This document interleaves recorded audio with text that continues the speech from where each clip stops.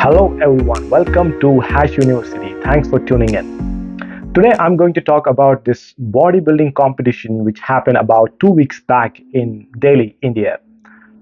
And what happened there and what kind of controversy resulted out of that incident, I'm going to provide my input on that. So there was this bodybuilding competition where bodybuilders from all over the world, mostly from India, they were there to compete and win prizes.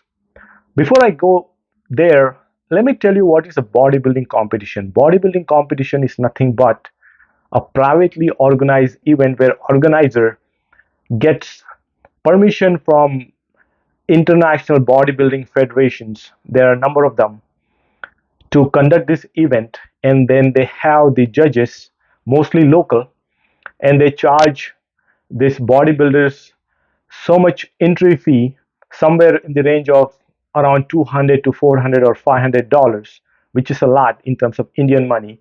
Then not only that, along with the entry fee, you have to pay fees for tanning and sometime for the trunks and etc. And for the food also that you eat, because you have to maintain your shape and size throughout that event of 2 days or sometimes 3 days. So the organizers, they earn a lot of money out of this. How many people they give the prize to in each division, say open bodybuilding or men's physique or the women's section, each gets three prizes each: first, second, and third place. And it's not like they're giving you thousands of dollars. No, sometime a pro card that gives you a permission entry to bigger bodybuilding events. So that's the bodybuilding event in a nutshell in India that happened. Now there are a couple of key factors that these bodybuilders who compete there should understand, that not everyone is going to win. Ideally, in a perfect world, the person who has the best physique in terms of all these parameters they have, mostly shape, size, definition, low fat, and all this muscle showing, right? And also the posing, the way they carry themselves on the stage is one of the factor. Ideally, this should be the selection criteria. However, there are judges who have their own bias. Sometimes the judges are also the coaches, and their own students are competing as well. So, considering that, it is never a fair competition. There's always some bias, and that's what happened here, specifically in men's physique section. If you see these three top competitors, they give the prize to the person with least definition and size, just because he's sort of favorite to the organizer. You can see that. And there was a huge backlash the way the entire event was run, from the timing they opened the gate till the facility was provided to the athletes or the competitors, actually not athletes, backstage, and whole there was issue about the entire event. Actually, the biggest was this men's physique prize or ranking, first, second, and third. So bodybuilding itself, it is not something that you can make your living out of. An average bodybuilder in America earns, a top bodybuilder earns somewhere between $50,000 to $100,000 in America, right? Outside, specifically in India, there are so many people, there are so many bodybuilders or fitness influencers.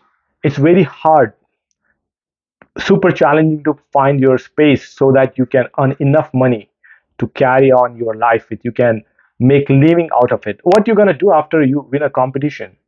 You're going to go to the companies, they're going to sell supplements, and you're going to promote those. How many supplements companies are there? Numerous and people are smart. They're not going to buy that brand just because you are promoting it. That's not how it goes, because there are resources available.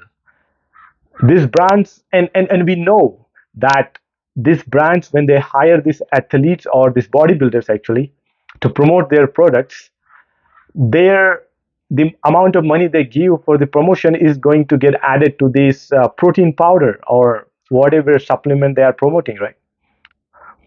So bodybuilding is it's a good thing to do. You should make bodybuilding a lifestyle. Actually, you should not restrict yourself to just competing and getting first, second, third rank and looking for sponsors so that you feel like an influencer star. Yes, it's good. Humans, we crave attention. We need attention. However, it should have substance too. And bodybuilding does not have that. You're gonna get old. You're gonna lose your body, your muscles.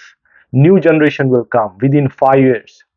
And throughout this process of bodybuilding, building muscles, you damage your body, your internals by taking so much protein, so much supplement, so much sometimes synthetic substances, which is, according to me, not worth it.